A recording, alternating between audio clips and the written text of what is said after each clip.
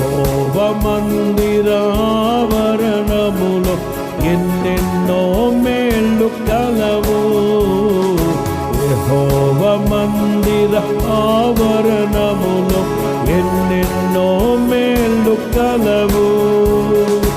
ఆయన సన్నిధిలోనే నిలిచి అనుభవింతుము ప్రతి మేలు.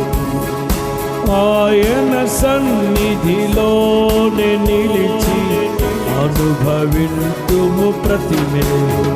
వర్ధిల్లెదము మన దేవుని మందిరమందు నాటబడిన వారమై. వర్ధిల్లెదము మన దేవుని మందిరమందు నాటబడిన వారమై.